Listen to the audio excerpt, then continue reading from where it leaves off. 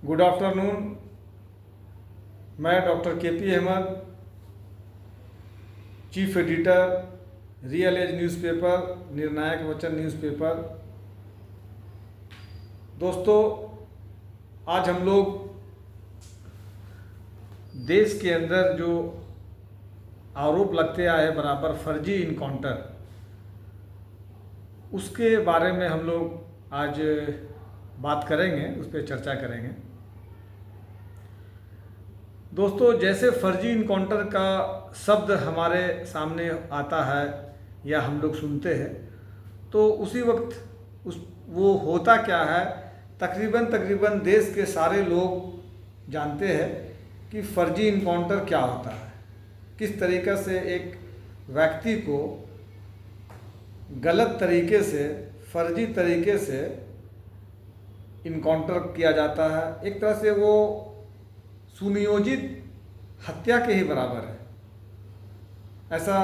लोगों का मानना है। और फर्जी इनकाउंटर का इतिहास भी बहुत पुराना है। मुझे लगता है कि इतिहास की किताबें पढ़ेंगे तो ये अंग्रेज़ के ज़माने से चला आ रहा है, जब बहुत सारे लोगों को फर्जी तरीक़े से इनकाउंटर किया जाता था, हत्या किया जाता था। उसके बाद के दौर में भी जब सरकारें बननी शुरू हुई, देश आज़ाद हुआ, उसके बाद भी इस तरीक़ा का घटना बराबर सामने आते रहा और उससे हम लोग वाकिफ़ हैं। लेकिन महत्वपूर्ण ये है कि अभी 8-10 सालों में पिछले 8-10 सालों में देश के अंदर, देश के अलग अलग राज्यों में फर्जी इनकाउंटर का बाढ़ आ गया है। और आए दिन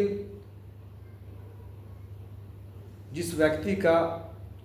इनकाउंटर होता है,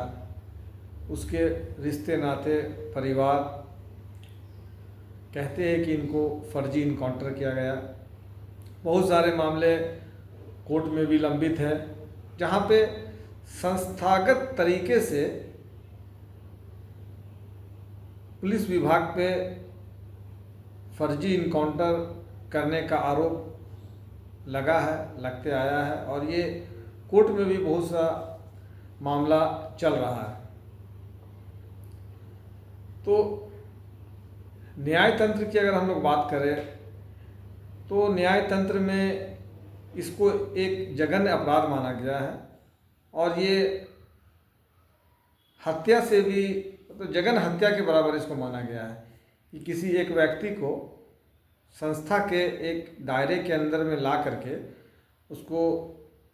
मार देना, पिन पॉइंट मार देना, और ये बता देना कि ये भाग रहा था, मेरे पे हमला किया, पुलिस टीम पे हमला किया, और उसी दौरान मुठभेड़ हुआ और मुठभेड़ में वो मारा गया। इस तरीक़ा की चीज़ें हम लोग बराबर देख रहे हैं, और ये इधर 8-10 सालों में ये बढ़ा है। अगर आप इसका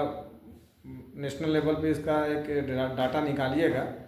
तो ये बढ़ा। हम लोग प्रयास कर रहे हैं कि ये एक डाटा हम लोग एक कलेक्ट करना चाह रहे हैं कि पिछले 8-10 सालों में कितने ऐसे केसेस हैं जिसको कि फर्जी इनकाउंटर के श्रेणी में रखा जा सकता है।